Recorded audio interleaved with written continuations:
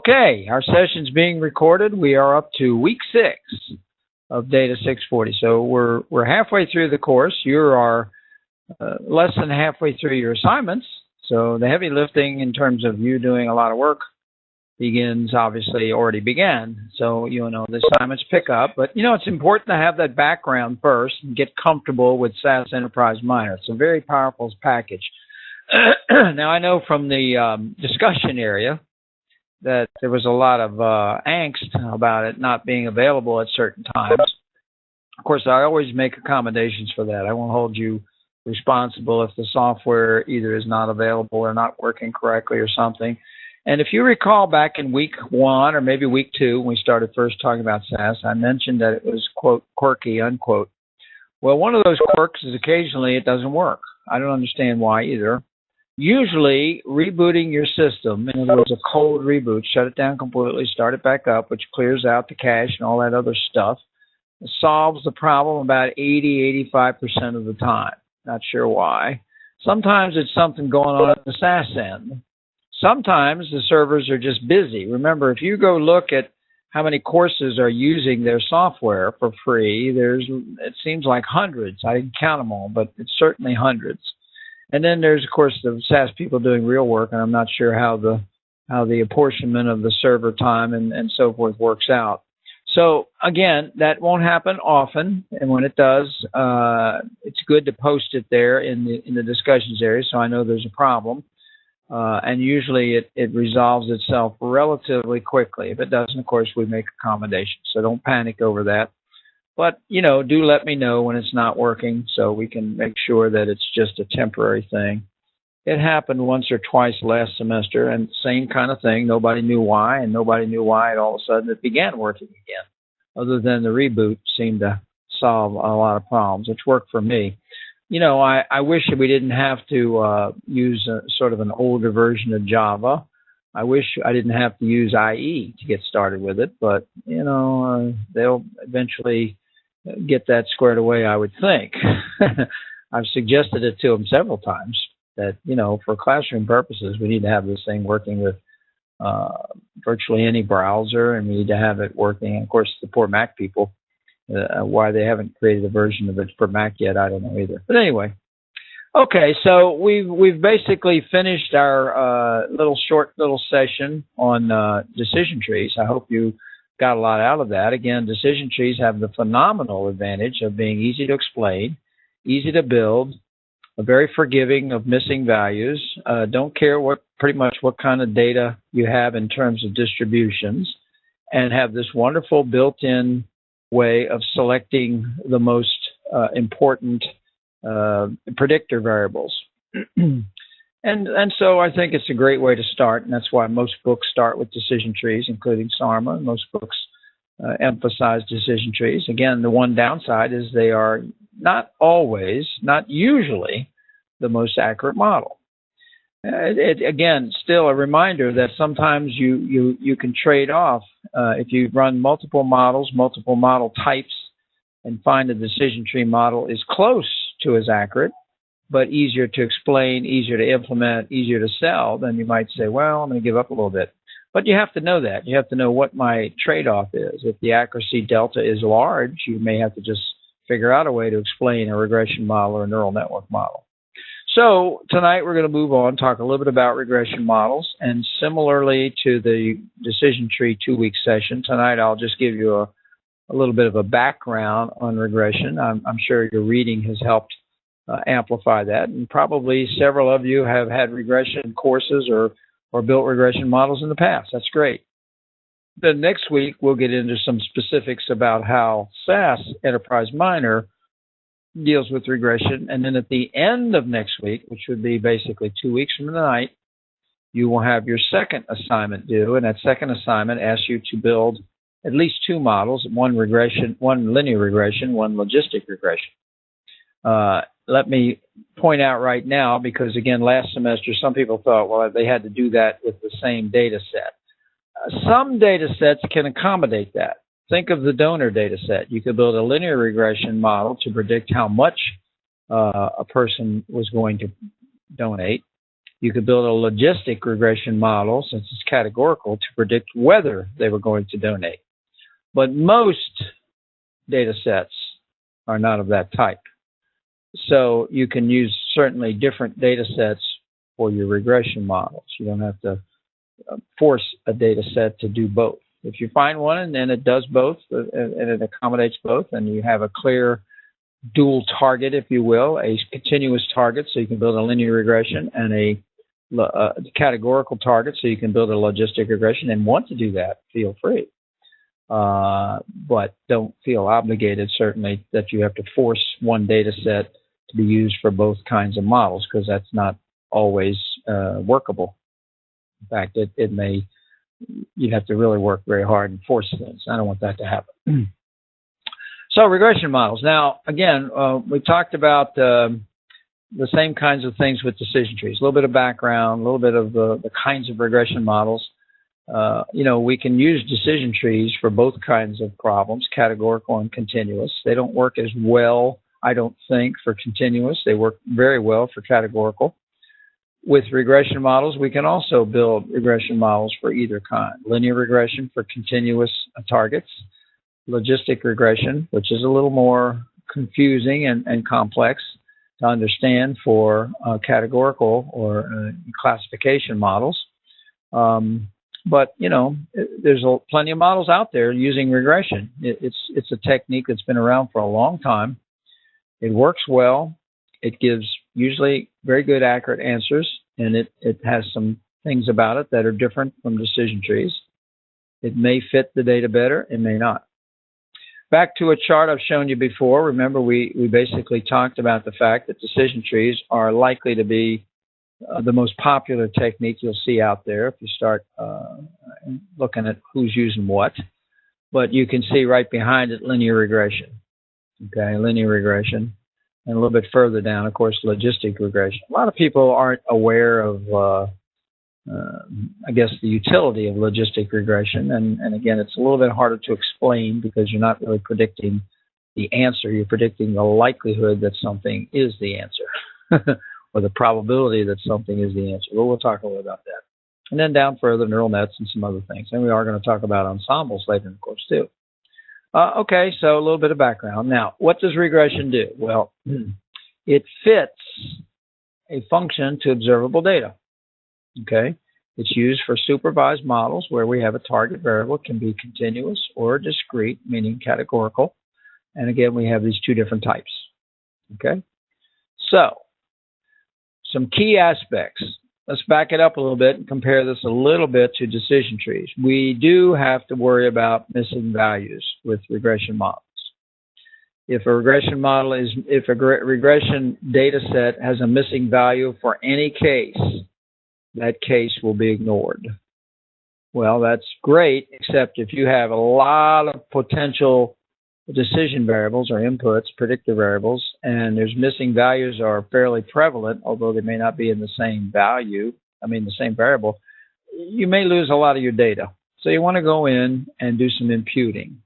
And we talked about imputing in week 3. So when you do the imputing, you have several choices in SAS, and we'll talk more about that next week when we go through some of the options. Just to remind you, you can impute missing values by using the mean, median, mode, a distribution, a random sample, lots of ways to replace those missing values, or you can change them all to a constant, or you can change them all, you can delete them. I mean, if it's just a few, it might be easier just to delete those cases unless they're very unique and unusual cases.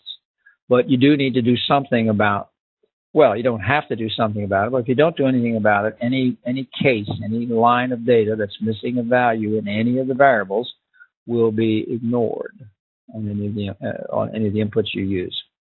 The second thing, unlike decision trees, it is important that the data distributions for the input variables be relatively normal, relatively smooth, relatively normal shaped. So there will have to be more transformations necessary. Okay, and again, we'll talk more about that. And third, all the variables must be numeric. Regression equations want numbers, numeric variables. That means you have to create dummy variables. Now, we'll say a little bit about dummy variables in a minute. you will see SAS handles that quite well for you, but that's for next week. So these are three things you need to really worry about. Worry about is not the right word. You need to look at, be aware of, and fix if necessary. So worry is not the right word. When you do the transformations, this is a review. Remember, we looked at this before. Let's say you're starting with something like this, and the positively skewed ones, such as this, are especially troublesome. They tend to mess up the regression equations and cause them to be rather inaccurate. And of course, if you did something like a log transform, then that same distribution, which was positively skewed, will look much more normal shaped. So especially good. This log transform is especially good. Now, again, I want to jump ahead to next week, but remember there's this nice thing in SAS Enterprise Minor that says I'm going to try a lot of transforms automatically, and I'm going to pick the one that makes it most normal, and it doesn't have to be the same transformation for each variable that you look at. So pretty powerful stuff. Again, these are some recommendations from Dean Abbott. Remember his new book, Applied Predictive Analytics, quite nice. You know, if you have a distribution like this, corrective actions, maybe none. Pretty close to beautiful. This one, again, skewed, consider log 10. This one, we have some pipes, if you will, or bins, if you will. Consider binning to capture 4 or 5 regions. Consider binning into 2 bins. Negative skewed. Consider power transform or flip to the transform and use log 10. Just some ideas. Consider dummy variables for spikes on left and right. Positive skew. Use a log transform. Spike distribution. Consider dummy variable for the spike. Classic positive skew, log 10. These are just some ideas. Again, SAS Enterprise Minor does give you some help. But it's important that you recognize that when you transform a variable, then interpreting the value of that variable in the regression equation is going to take a little more effort, because you can't say, oh, I see, distance from golf courses is a strong predictor of where Steve will live. Well, if you transform that, it may be the log of the distance from the golf courses predicts it. And so when you get a number, you have to remember to switch it back if you want to do it in real terms. Same thing if you normalize data or do anything. So that's something to remember. Dummy variables. You know, if you have a categorical variable that's, let's say it's something nominal, perhaps like gender, male or female, in order to convert that to a dummy, you basically create 2 new variables. You say, well, why can't I just call the males 1s and the females 0s? Or why can't I do the opposite? Give the females a 1 and give the males a 0. Well, because those numbers are meaningful. You know, a 1 is more meaningful than a 0 to the machine learning algorithms. Instead, you create 2 new variables. So a male might, if a female case comes in, a case comes in where the gender is female, you'd have a 1 for the female and a 0 for the male. If it's a male, you'd have a 1 for a male and a 0 for the female. So every case now, which had 1 variable that had an M or an F in it, is now becomes 2 variables. Okay, so 1 previous variable, gender, becomes 2. Now you say, well, okay, that's going to add a little bit to my data set. It's going to make it a little more complicated because I've got more variables. Well, what if you have a variable that's days of the week? Or what if you have a variable that's A, B, C, D, E, and all those meaningful? Then you have to create a lot of dummy variables, don't you? And the more dummy variables you create, then, of course, you run into the problem of data sparsity. You run into the problem of not having a good distribution of the cases for each of the possible values of each of the possible predictor variables. Hard to say that whole sentence. So it really is important not to have too many of these unless you have large data sets, but you got to do it. You got to do what you got to do. By the way, the constant term will take care of one of the variables. So if you really did have this, you'd only create 1 dummy variable, and that constant term will take care of the other one. So if you have 6, a categorical variable with 6 values, you really only create 5 dummy variables. But again, you'll see how SAS handles this next week. But it's something to remember, because again, that means every case is going to get a 0 and a 1 for these 2 variables. either a 1 and a 0 or 0 and a 1, depending on the gender. And it no longer is a categorical variable. It's now a numerical variable with meaning. This is a female. This is a male. Okay. Now, variable reduction. Almost every book recommends that you attempt to build something with a relatively small number of variables if you can get a good answer. Obviously, we talked about feature parsimony in weeks 3. The more variables you get, again, just a reminder, it's expensive to collect variables, or at least it has been. Now, we move into the era of Internet of Things, big data, sensors and everything. Collecting large amounts of data is going to become much easier, in my opinion, much more prevalent. And I'm not so sure that that will be one of the bigger downsides. I think it's going to be a little bit more the other reasons why you want to keep the variables low. The model sometimes works better with fewer predictors. What's interesting about regression is that the combination of variables is sometimes very surprising. The combination gives you the best answer. You know, you might think, well, I know which variables are important. I'll throw those in, or I'll use a stepwise selection. I'll talk about that in a minute. Or I'll use some technique built in, or maybe I use a decision tree to decide what the important variables are. Because you could run a decision tree and say, oh, I see, it's split on this, this, this, and this. Those must be the most important variables. That might be the general rule, but it's not going to always turn out that way. In fact, I've seen models where the set of very weak features, which are individually weak when you ran their single regressions against the target, were weak, did a great job when they were combined. So you can see where this would cause a tremendous problem if we were still in the olden days of 10, 15 years ago, where you had to do a lot of the calculations either with a very crude piece of software or a calculator or a spreadsheet or something. But now, with this enormous processing power, again, I come back to the same mantra you're going to get tired of hearing me chant, and that is build a lot of models. Try a lot of combos of variables. You don't have to do any of the tedious calculations, so your job is easier on that aspect. So your job now focuses to how can I frame the model better, build a better model, meaning a better set of predictor variables, and explain that answer and implement it better. Okay? Much bigger focus there. So I think you're going to have to sort of get used to that, you know, that approach of building multiple models and trying multiple sets of variables.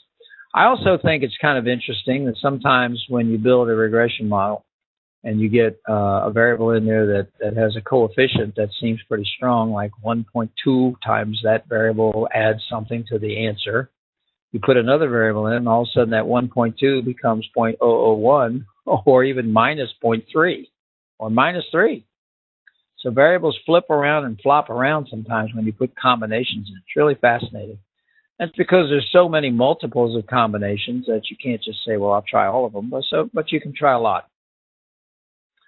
More predictors, obviously, there's more of a chance for missing values. Another reason to keep the predictors low if you can.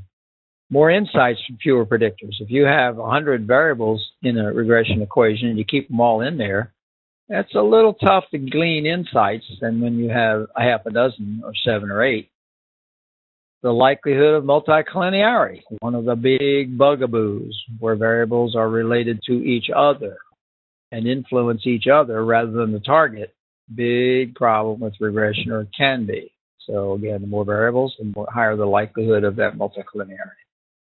And then finally, this general rule: number of cases should be larger than 5 times p plus 2. So p is the number of predictors. Well, if the number of predictors is 20, so you have 5 times 22, 110 cases. That's not many. So I'm not sure, again, that last one.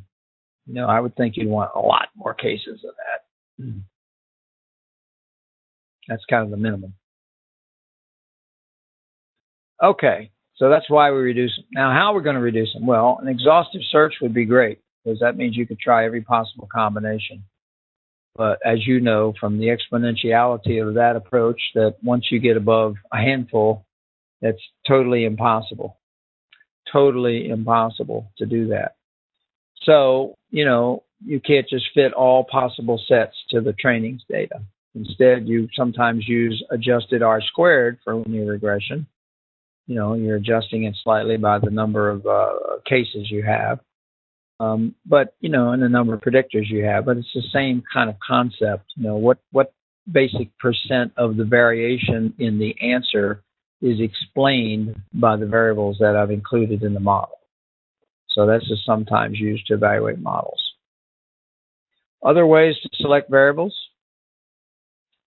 forward selection, excuse me, stepwise selection, backward elimination. Those are the main three that everybody sort of probably uses and has heard of, and I'll talk a little bit about them. But again, hopefully a lot of this is a review from your readings and other things. SAS, and I'll talk a little bit about these next week, has come up with their own. Remember, I've mentioned this before. SAS seems to be a very large, well, it is a very large company, but it seems to have three different thrusts. First of all, they do a lot of consulting. Okay, so their main thing is we'd like to come out and help you build your models and so forth. They sell tremendous software package in case you want to do your own model building, right? And of course, I would include in that the training effort that goes with it, including the academic piece. And the third thrust is they like to go and do some research and come up with their own improved ways for the algorithms to work, whether it's a faster convergence or better ways to build ensembles, or in this case, better ways to select the variables. They have something called LARS, least angle regression, and LASSO. I forget what LASSO stands for, but I'll talk a little bit more about that next week. I'm not sure I understand everything about it.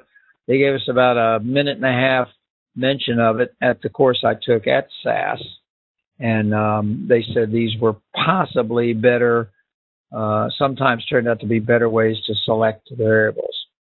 So I won't say much about those tonight. Now, these other three I will say a little bit about. These are built in to almost every software package, and they're really very helpful in picking your variables. So forward selection, we start with no variables in the model, and we add them one at a time until we reach a certain entry significance level. In other words, the variable is not significant enough to add, or some other stop criterion, like I only want 10 variables in it max. I don't know why you'd want that, but you might. Stepwise selection does the same thing, except every time it adds a variable, it takes a look at whether there's one that should come out. So when I add the next most predictive one based on significance test, I also look to see if any have lessened enough that they need to come out. So I can put one in, take one out, one at a time, one in, one out, or just put one in and not take any out. Again, we use a significance level for statistics tests or some kind of stop criterion. And then finally, backward elimination says, let's do the opposite. Let's start with all the predictor variables in the equation and then remove them one at a time and see what happens to the regression equation. Does it get better? And so, again, until you reach some stop level. There are some defaults in SAS that, of course, you can change. The significance level, p-values, 0.05, and no stop criteria or criterion such as maximum number, but you can set that. You can say, I only want 10 variables. Why? I don't know you'd want to do that, but you may. So a little bit more detail. So forward selection, I said you're going to put them in one at a time. So how are you going to do that? Well, let's say you have 15 potential predictors. You would build 15 regression equations with just the one variable in there and the target. You build 15 for each of the possible predictor variables. So 15 simple linear regression equations. And then you'd look at those linear regression equations, and based on R-squared or an F-test or best results on the validation set, interesting approach, you would say, aha, this one is the best one, this variable. Remember, these are simple linear regression equations, one input and the target. You build 15 of them. If there were 15 inputs, you build n, and then you'd pick the best one and put it in. Then what would you do? Well, then you'd repeat the process. Now you got 14 variables left. You would build 14 regression equations with one of those 14 plus the one you'd already put in. So now the regression equation would have two inputs and predict the target. And you would do the same thing. Build 14, see which of those 14 did the best, and so that would become the second one. And then you do the same thing again, again, again. So again, that process continues until you reach a stopping criterion. So that's a pretty good way to pick variables. Again, this way you're putting one at a time in, so you have some understanding of what's going on. You'd have some understanding of, if you knew a lot about the data set, you could say, wait a minute, that variable shouldn't go in. It's the same as a variable I already have in there, or I think there's a degree of multicollinearity or something. So this way you're getting a peek at them one at a time, so you'd have some way of sort of adjusting that if necessary. So I like this one. I like forward selection. Stepwise selection, as I said, same thing, forward selection, except a variable sometimes is removed. You put a new one in, you take one out. And sometimes adding additional variable creates a combination of variables that negates the value of an earlier variable, and that's why you take it out. So when you add a new one, all of a sudden one of the variables that has previously been in, its significance level drops, and so why not take it out? So that's called stepwise. And the third one is backwards. As I said, you start with everything in there, and using a test, the worst variable is removed, and the regression equation is rebuilt and refit. Again, testing against the validation set or statistical significance. And then repeat the process until you have a stop criteria. In this case, it can be a little bit difficult to stop, except you could always stop when you had the best answer, couldn't you? And of course, that means you're going to need some help with that. Again, SAS will have you some help with that. Okay, so stepping back from the way you put variables in, what happens when you're done? Well, when you're done, you have, remember, a mathematical fit. I don't want to call it a line. It is a line when you're talking 2 dimensions. Of course, it's a plane when you're talking 3, and it's a hyperplane when you're talking n dimensions, and we can't really visualize that. But if you go back and use the concept of 2 dimensions, we have the data points, and we have a line. And it's called the regression line. It's called the best fit line. Now, what do we mean by best fit? Because look how many lines you can draw. Well, you could draw an infinite number of lines through the data. What tells you the blue one is the best fit? Well, if you add up, as you know, many of you probably know, if you take these errors, you know, sometimes the line is below the real data point. Sometimes it's above. If you add up all those errors, or square them and then add those errors up, the blue line will have the lowest total of any of the lines you could draw through that data set. Same thing, the blue plane would have the lowest error set through a 3-dimensional, and the blue hypervector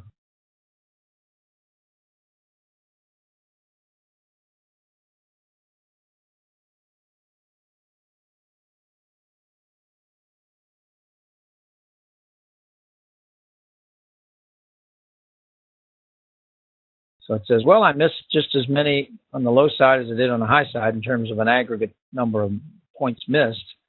And it also says if you square the errors, which is probably more relevant because you want to make sure that big misses get a little more power in adjusting the line, it's the minimal. You're not going to find any other line to give you a squared set of errors that's less than the regression line. So that makes it the best fit. It's a good definition of best fit. And of course, when you get done, the line looks like this. It's going to have a sort of an estimate of the intercept. Again, think 2 dimensions. Where did this line cross the y-axis, the intercept? So it's going to have the intercept or intercept equivalent for hyperplane plus coefficients times the variables that end up in the equation, right? And each of these will have some meaning. Again, think 2 dimensions. This basically says how much 1 unit change in x1 will cause a change in y, whatever this coefficient is. And again, you usually choose the intercept and these estimates so that you minimize the squared errors. Okay, very simple concept, but really neat that it works so well. And of course, there are, I don't want to get too much into it, there are nonlinear regression equations. Now, you're aware of linear regression equations, and of course, multiple linear regression equations where we have more dimensions, but there also are nonlinear regression Now, when I was in my doctoral program, we looked at that. The basic thing that came out of that is, well, yeah, but think about how many nonlinear equations there are. Well, there's an infinite number. Somebody said, well, I think y equals x squared times coefficients would work better, or sine x, or something like that. So you'd be guessing forever, wouldn't you? Whereas with straight lines, we know how to build a straight line. So you don't see a whole lot of people dealing with nonlinear multiple regression models, because you basically would have to almost guess at the shape of your data, or just keep trying lots and lots and lots of equations, nonlinear equations. Now, again, as an aside, as we begin to see a lot more processing power and a lot more things done for you in the software, it might come to where you'd want to guess lots and lots more, or have the software take a lot of guesses itself. And maybe it would find a better equation that fits the data better, because that's what we're doing. We're fitting some sort of mathematical relationship to our data set. So to minimize the misses, minimize the variance, minimize the squared errors. And so it might be that with enough guesses, you'd come across something. And the reason I mentioned that is because that is sort of what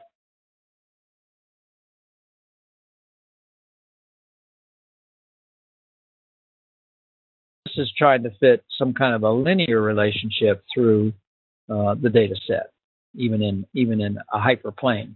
Okay, so linear combinations, well suited for estimating continuous quantities that can take on many values. The bottom line.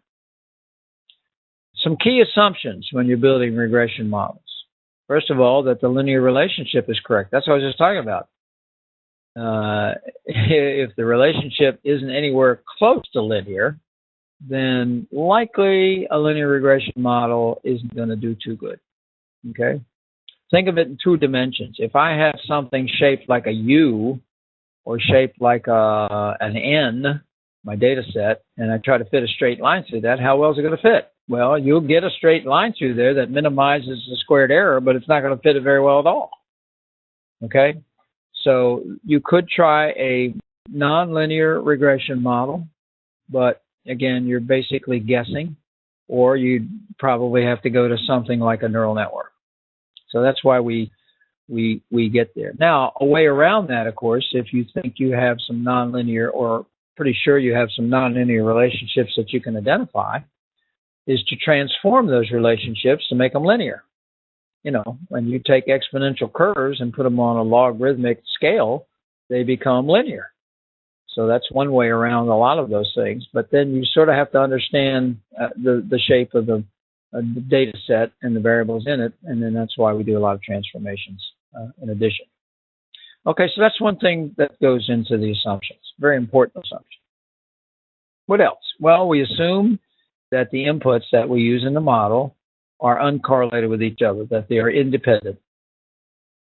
That is called multicollinearity. That is bad. We don't want multicollinearity. We don't want to have a variable in there that's related to another variable within the equation. We don't have two predictor variables that cause each other to change. When one of them changes, the other one changes, because that would have a compounding effect or a negating effect on the actual output of the equation. So it's very difficult. Now, here's what's interesting, and here's something I've had difficulty with in the world of analytics. In the world of mathematics, remember I have an undergraduate degree in math and a doctorate in ops research management, so a lot of mathematics. We worried a lot about multicollinearity. You know, that was always boo, bad, bad, bad. There are analytics books which say, you know, it's no big deal if you're just trying to predict and not explain. So the reason you don't want multicollinearity is you want to say, you know that variable in the middle called salary? Here's how much that a $1 change in salary will cause the thing I'm trying to predict to change. So I don't want confusion. When I say the salary goes up $1,000, I can tell you how much the Y thing we're trying to predict goes up, because that's what these variables do. You take the unit change in the predictor variable times its coefficient, and that tells you how much the answer is going to change. Well, that's not true if you have multicollinearity, because it's difficult to say, because you say, well, when this $1,000 changes, this other thing over here is also going to change, and this other thing's going to change, and then the answer may or may not go up by the amount I thought. So if you're trying to explain why, how much would a reduction in smoking from 2 packs a day to 1 pack a day change the likelihood of lung cancer? Well, then you'd want that to be an independent variable. How many packs of cigarettes you're smoking? You don't want that correlated with other things. If you're just trying to predict what's going to happen to incidence of lung cancer, then multicollinearity is not a big concern. Now, again, I cringe when I say that, but that's what it says in a lot of the analytics books. And think about it. I'm not really worried about X is causing X1 is causing X2 and back and forth. I'm just saying, if I put something in, can I get a very accurate answer out for prediction, not for explanation? Because somebody says, why'd that happen? You say, it's complicated. But if you just say, I just want to predict what's going to happen, then multicollinearity, not as big a deal. Just as a sidebar. That, as I said, causes me a little angst because I'm not comfortable with it, but it's true. You also assume that the cases are independent of each other. Okay? When they're not, that's called autocorrelation. What happened in the stock market today, Tuesday, is definitely correlated a little bit with what happened in the stock market yesterday. Those are not totally independent cases. There is some autocorrelation. Okay? And you'd like to minimize that, not have too much of that. But it's not always easy to do. And then the final thing, it assumes that the residuals, now the residuals are the errors, the amount you missed it by. It assumes that they are normally distributed. And when they are not, we have what we call homoscedasticity. Okay. Now here's what that looks like. Here's our regression line. I'm trying to draw it here for you. Okay.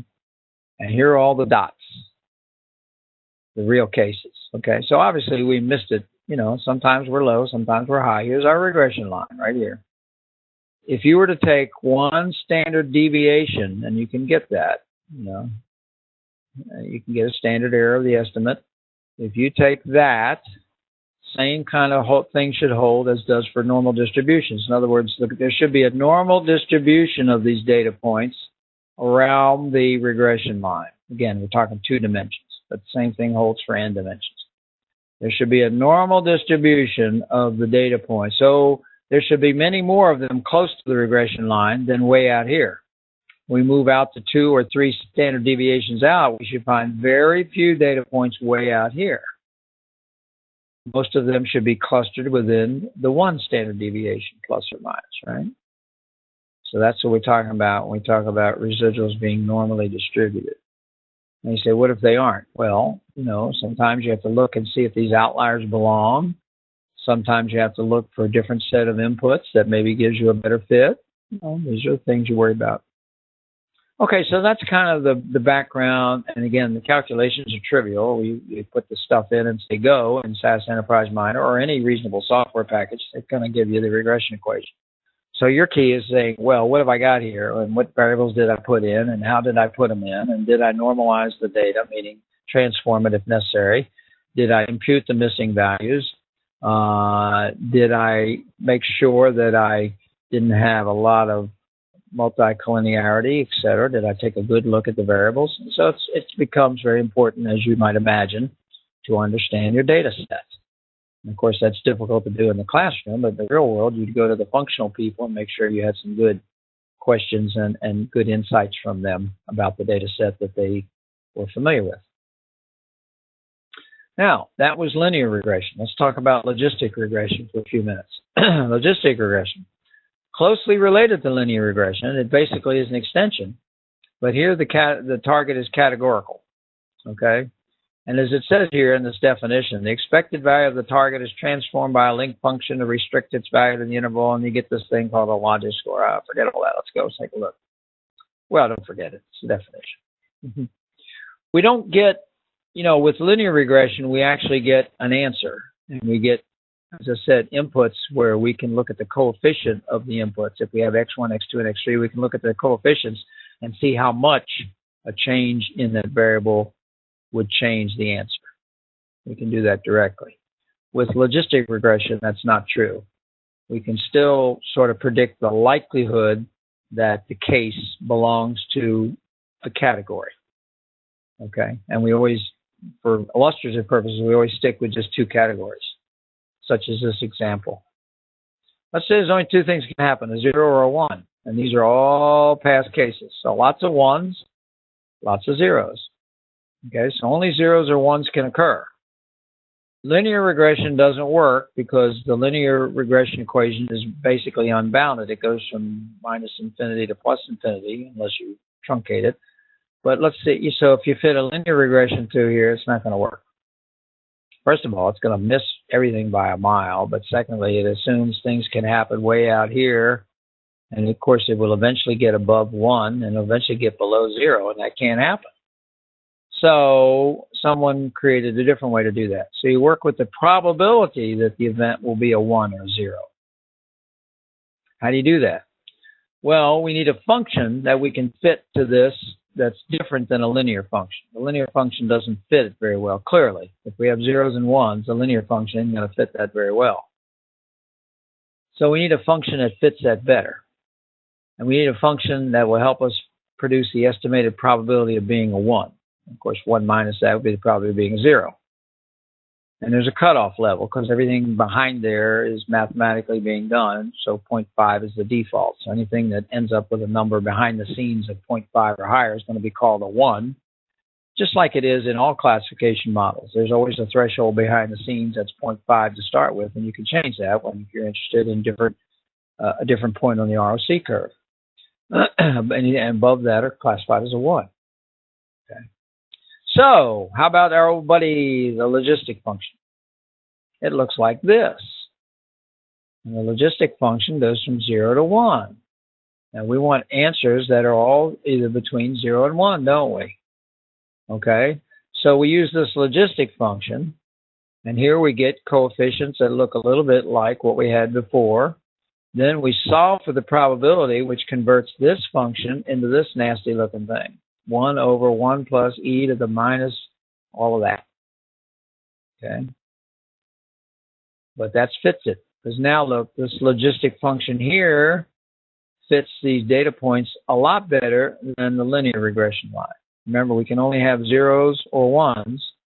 So the logistic function, when it's way over here to the left, is going to have a lot of 0 or near 0 numbers. When it moves to the right, all of a sudden it's going to have a lot of 1 or 1s. Okay, and so it will fit better, and it will give us an estimate of the probability of the outcome, whereas a linear regression line wouldn't work, or it wouldn't work well. You could force it. And of course, in SAS, Enterprise Miner, just to give you a simple peek, what will happen, of course, is the same thing we talked about a little bit with decision trees. You know, you basically will have a model fit statistic for the validation set, and it will stop you at the model that has the fewest variables with the best fit. We'll talk about that next week.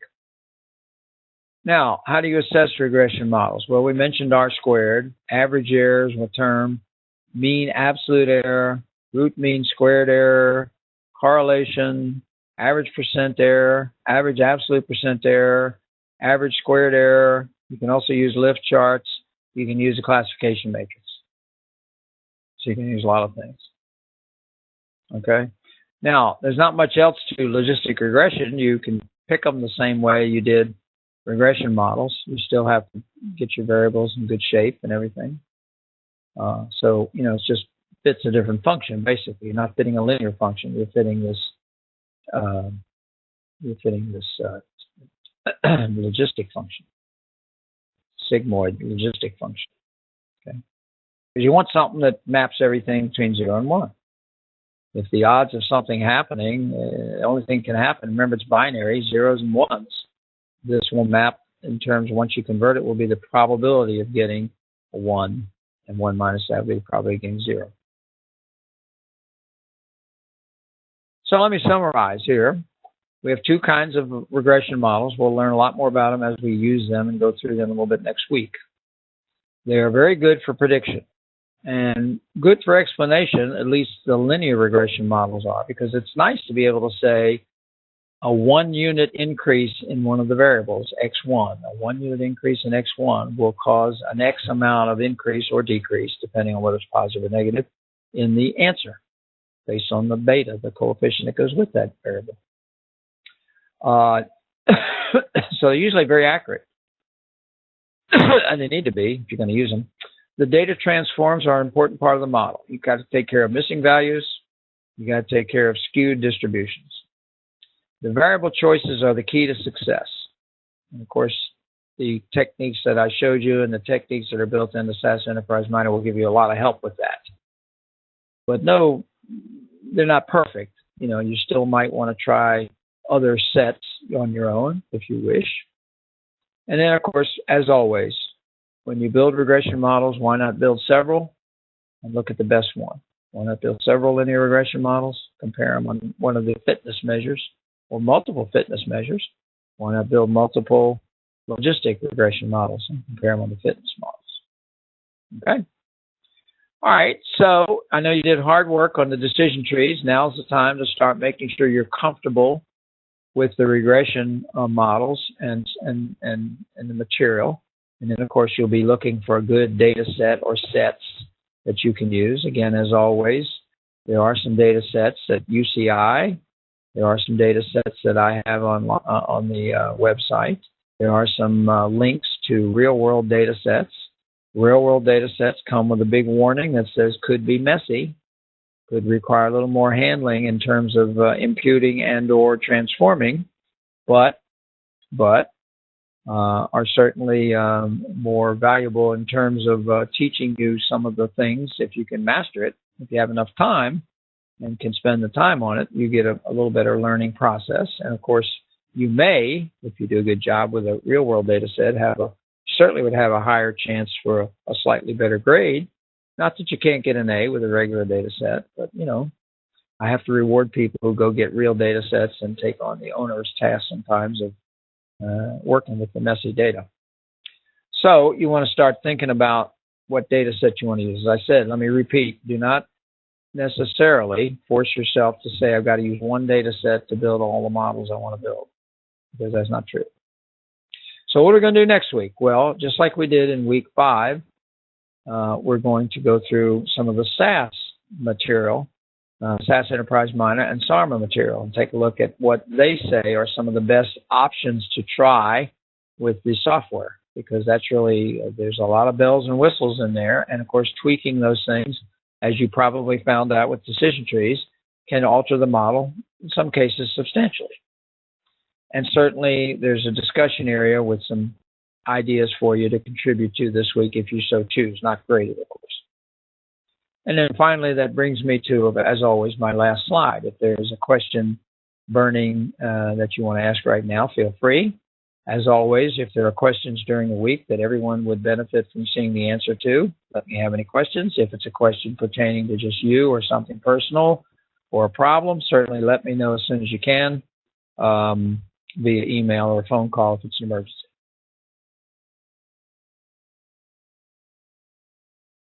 Okay, deafening silence. Well, good. I was either terribly clear or terribly confusing, but maybe we'll straighten more of that out next week. I will, of course, be looking at the assignments you submitted as of midnight last night. It'll take me probably till close to the weekend to get through all those and give you some feedback using the Pure Voice software. So look for that by the weekend, and then we'll move on to the next assignment. I think things are going quite well. Again, let's hope you don't have any more outages, temporary or whatever, with the SAS Enterprise Miner, and continue your reading and expanding your knowledge. These are some of the best techniques. Someone has a question. Feel free to ask. I'll see if I can answer it. If not, I may have to go to just allowing multiple choice questions. Yeah, hello, Dr.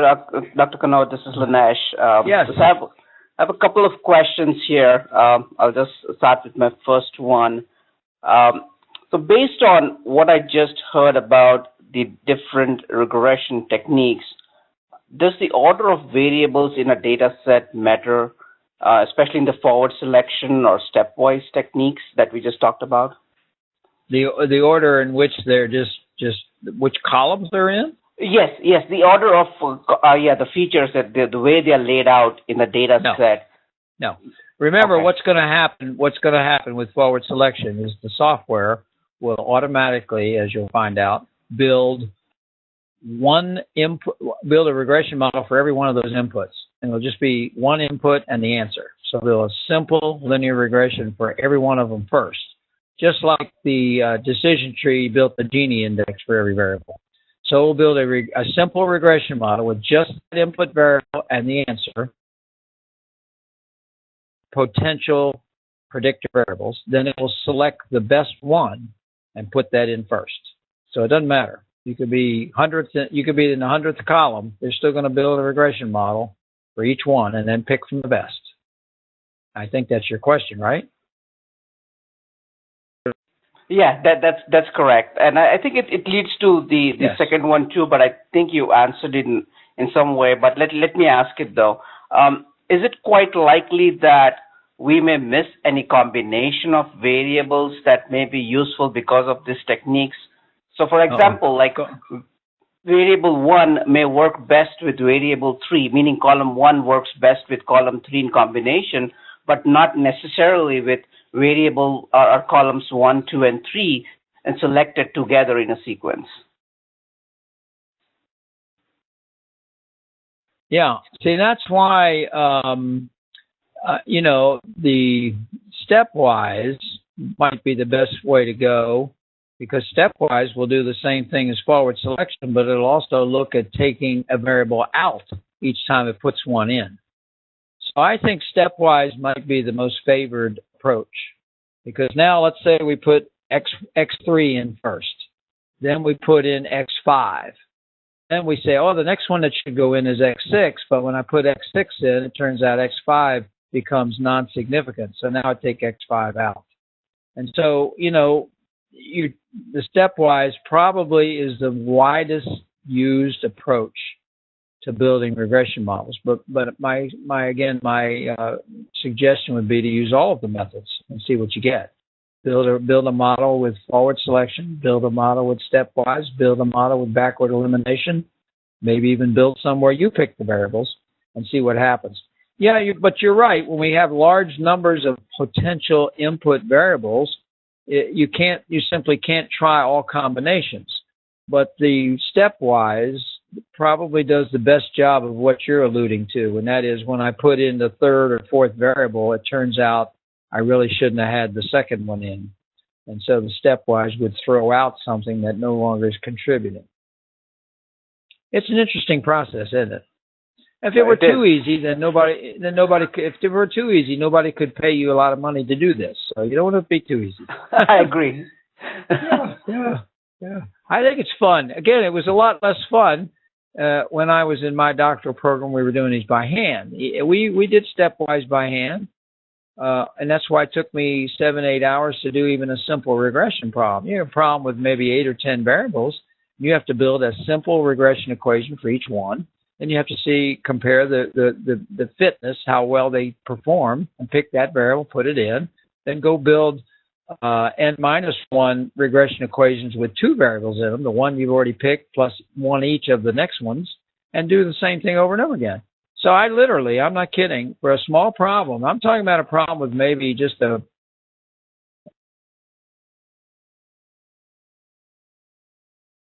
hours. Again, I'm old enough where I was using a adding machine at one time, and then finally a calculator, and finally a computer, but my goodness. So now, I'm dazzled by the fact that I can hit the enter key and the thing did all that. Just like I was dazzled in Decision Tree when that thing built the Gini index for every single variable, for every single value for every single variable, and ranked them all before I could even get my finger off the enter key. So, we're throwing a lot of brute force at it, but there's still plenty of room for the data scientists to understand what's going on, why it's going on, and does it make sense. And so I think that's really a mantra that I will continue to preach. Okay? Good questions, Ed. Thank you very much. Thank you. All right. Now we're down to only true-false questions, so I don't see any of those. So I'm going to go ahead and stop sharing.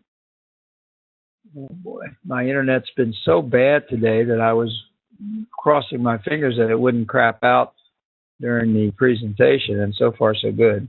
Then I will stop the recording.